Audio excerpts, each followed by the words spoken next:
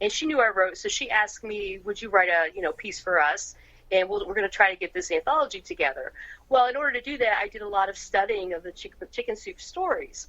And I sort of, if you will, I cracked the code. And I found out, what it was about them that made them so touching, and what made one that would linger with someone. And I thought, I want to do that. Well, the other anthology did not end up happening, but because I felt like I kind of had my, I kind of had figured it out, I went ahead and submitted a story to Chicken Soup, and it was accepted, and I've just kept going. It's been a lot of fun. Oh, what's the code? Oh, now I don't know. I'm afraid. What if I'm wrong? What if it's not still the same? No, actually, okay. Heartwarming. Now, I don't mean this. Yeah, well, exactly, and I don't mean this cynically. But for me, if I could find that point where I could be vulnerable enough to share a moment where I felt teary-eyed while I was writing it. And I don't mean that in a crass way, but it's true. It's like, well, that is the heart and soul of it, to me, of a Chicken Soup story, is something that touches you, that is very vulnerable on the author's part, but is also very connecting. And for me, that's very different from the fiction I write, but I feel like that allows me to express a different part of myself. Mm-hmm. Absolutely. There's more to you than that. I mean, we're all multifaceted. That's why we're so creative. And I'm sure the anthology Beef Broth for the Innards wasn't going to work. So I don't think they ever got to a name, but yeah, that would have been my weird name. No, that's beef. Fabulous. All right. So, you mentioned the origin of Victorine. Now, so did you start writing it abroad? I did. After I saw the painting, inspiration struck. And even though we were still in the middle of residency, and I was still in workshop, and I was still going to classes and such there, I just couldn't help myself. I remember sitting in the back of a lecture, and I start writing. And at first I thought it was going to be, because I found out that she was a painter herself. So she was a model, but she's also a painter. And I was like, oh, that's perfect. I love this. So I was in the back writing. I thought at first it was going to be a series of linked short stories, because that was very much the trend at the time. And I thought, well, that would be perfect. Each painting that I find that she was in, I can write a short story, and they'll be linked together because she's a part of this. It didn't turn out to be that way, but that's okay, because it all started linking together so much. And because I think I sort of have a novelist heart, I just couldn't manage to make it just short stories. Although I think if you read it, you sort of see a little of that thread still through there. And you mentioned some of your favorites, like Nancy Drew was one of your favorite books. Any other books that were your favorites? Yeah, growing up, the Little House books, I kind of feel like I lived that a little bit, because my dad had read those books, even as an adult. He would read them and enjoy them, which I thought was really cool. But I think he kind of sort of started living that out, because where we had lived. So yes, I feel like I lived the Little House books a little bit, with the wood stove and the creek out back and that sort of thing. I also loved Agatha Christie, so I loved mysteries. I loved Little Women and Little Men. I think I loved Little Men even just a little more than Little Women, because they had the little cookware. There was this little cook stove, and they had it was a beautiful book, I thought. So yeah. And favorite authors? Oh my goodness, you're gonna get me in trouble. There are so many. Well, Sina Jeter Naslund is a part of my life. She actually started the Spalding program, so of course she's an idol and a mentor, and always will be. Probably her best known book is Ahab's Wife, and so that historical fiction, of course, many authors there. I love Amy Tan. When Toni Morrison passed, I'll always remember where I was. Obviously it hasn't been that long ago, but her Beloved just really created an impression on me that, like none other. W. Somerset Maugham, I love, Of Human Bondage. Susan Vreeland with all of her art fiction books. Obviously, I've been heavily influenced by her. How important is it that authors read other novels and stories? Oh, to me, when someone tells me that they write but they don't read, I don't really take that as seriously as I would someone who reads. I try to be kind, but I don't know how you could be a great writer or even a good writer if you don't read. I'm not sure how that works. Now, did you write any before Victorine, did you write, you said you had the chicken soup, and did you write any other kind of different things like short stories or maybe even scripts? Have you delved into that world? I've done a little bit of everything. I've done quite a bit of freelancing. So that's a whole different beast because I was a journalist minor in college. So there's that. I've actually truthfully written a couple of what I call very bad novels that I hope never ever see the light of day. But they're practice novels. That's how you learn to write, is you write and then you write again. You're going to start out writing pretty poorly, but hopefully by the end of it, you're doing a lot better. I heard some advice on another podcast where a screenwriter was saying, write one screenplay, then put it away. Then write another one, put that away. I think write number 3, and then when you're done with that, go back to number 1, and then see what you can maybe revise. At least you get some of this out of your system, and then you can get back to the first one and see if there's any editing or whatever you want to do. Oh, yes. That's great advice. Absolutely. I do that. You have to walk away. I mean, and I have written some short stories as well. And I think my work has always benefited from taking just a little time, at least a month, and just getting away and thinking, okay, what's working? When you come back to it, what's not working? And maybe not being so harsh on yourself as you would if you just immediately went right back to it. All right. Once again, back to Victorine. Yes. Now, you have the idea. Did you start out with an outline? Oh, my goodness. I wish I were an outliner. I'm the messiest writer there ever was. One of my very patient mentors, and he didn't work with me on this book, but another novella I worked on, he's like, he says, I don't believe in outlines, but I think you would benefit from trying an outline. But it just takes me a long time. That's the thing I've learned. Now I know this is my process, and that I usually start out with an image. And from that image will grow a scene.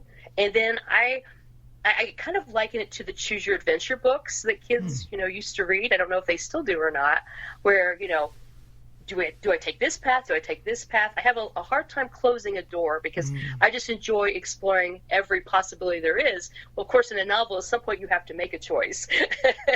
But I do explore a little this way, a little that way until I decide which road I'm going to go down. Well, I really admire people who can do outlines, but that's just not me. Not going to happen. So you start with the image. Yes. And it may be a scene that takes place later in the book that you may start fleshing out. Right, exactly. Yeah, I think, too, you're getting to know the characters. I'm very thankful that I really will step back and let the characters speak to me and show me who they are. No one's accused me yet of having my characters sound alike, and I am really grateful for that. That's good. Because to me, that makes me feel like, okay, then maybe I really am listening to them and letting them develop their own characters. So, I hope that's what I'm doing. That's my goal. Do you ever write character bios beforehand or no? I think I must in my head. I sort of start thinking about them. I know there are a lot of writing exercises where they tell you, to write out your character's favorite this, your character's favorite that. And what I will do, I don't write that out, but what I will do is if there's a question that comes up, if someone can ask me a question and I don't know the answer, then I think I'm not deeply enough into this character. I need to think about this character. I need to take this character for a walk, and I need to explore them a little bit more, because I feel like even though, like I said, I don't write that out, I should know it if someone asks me. Mm-hmm. And then as you're writing one character, then do you have ideas like, oh, this would be another character that would fit with this one, or could be an antagonist as time evolves, or is it just like you have the scene and you are starting to play with the characters that way? Yeah, for me, once I figure out sort of who the main character is, the protagonist, then I have to say who's going to come along and who's going to try to complicate her life, who's going to trip her up, because, of course, the drama, if you will, the complication, that's why we keep reading, right? If it were a happily ever after from the beginning, not that every book, certainly not every book has a happy ever after ending, right. But, we want there to be conflict, and so that's really fun for me to figure out who to make a stumbling block, a little bit of a villain, but I also don't believe in strictly, I think no one is all good or bad. So I love to find someone who's been characterized as a villain and then try to find the humanity, at the very least, to explain the behavior, if not to forgive the behavior.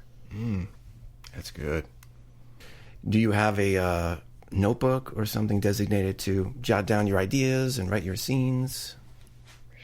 Yeah, I'll usually start out with my journal. Maybe I'll write a line or two, and then from there, it's I write quickly when I write.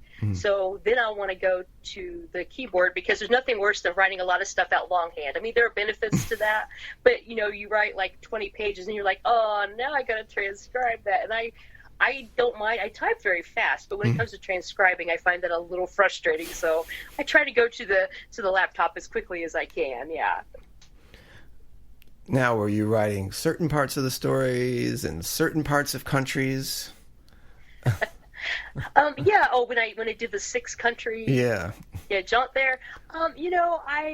Most of those were those short Spalding trips, and I say short. It's like it's a little less than 2 weeks. So you're grabbing any time that you can.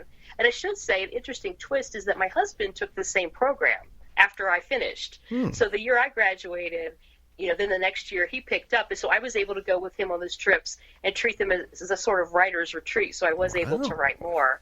Yeah, so we went all over the world. But then my husband was in China for a lot of 2014, and I was able to go with him for work. He was there for work. And at that point I was freelancing, so you could freelance from anywhere in the world. I was freelance writing, of course. And so I wrote, it's very interesting, I wrote 100 pages of Victorine, and I'm not sure any of it is in the novel. I think it all got cut. Now, I don't know why that was. I don't even know why I needed to take that journey. But, yeah, it didn't make it. It just didn't fit. Was that hard to let go? I'm pretty good at, they say, murder your darlings. Yeah. I'm okay with that because, like I said, I write fast. I write a lot. And so I'm a fan of making the story stronger. I mean, sure, there's a little part of me that's like, oh, that was a good scene or that was a good turn of phrase, and I hate to lose it. But is anything really lost? I mean, you can always use it later, or you can use the same essence of it somewhere else. So I try to let go as easily as I can, as quickly. Writer's block. How do you get through that? I know lots of other writers who do have writer's block, and I am sympathetic. But I think because I started writing so young in one way or another, I always knew I could write. I know it won't always be good. Like I said, sometimes you have to cut out big pieces of it.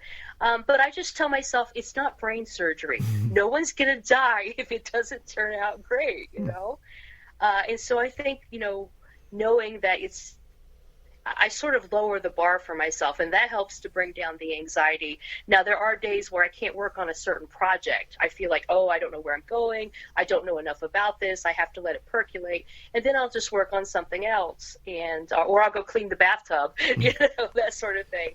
But I guess I just told myself, no one's going to get hurt if it's not perfect. And you can always erase it. You can always start over again. It's fine. It's going to be okay. Do you set aside a certain time of day to write, or a certain set of hours too? Well, I'm blessed that I actually teach adult basic ed on the side. Sort of on the side. I consider myself a writer with a part-time job. So I do have blocks. I have some days that I can work on my writing. And I do prefer larger blocks of time. I usually write in the morning. I go to our local cafe. Everyone knows where to find me during my writing days. Which can be a mixed blessing. It's nice to be able to see in a small town people when you're writing, but also sometimes you have to put the earbuds in, put your head down, and just kind of wave as they go by. Yeah. So I do prefer larger chunks because I get frustrated. Some people are so good about using little scraps of time, half an hour, an hour. For me, I feel best if I can get in 2 or 3 or even 4 hours at a time. And then my brain goes, okay, now it's time to go home and do the dishes, something like that. Yeah. And your husband's aware of those blocks of time to not interrupt. Yes. Well, he has a day job. I mean, he also writes, but he's the one who has the main day job. So usually I'm writing when he's gone. Yeah. What to you makes a good story? Oh, that's a great question. I'm not just a plot person. A lot of people, they'll just keep turning the pages because they love plot. And I think that's fantastic. And like right now, with having a cold, I've been reading some very plot-driven books, and they're fun. You just burn through them. But for me, when I write, I'm trying to discover things about myself. I'm trying to discover things about the world. I'm trying to figure out how things work. And so I'm very character driven.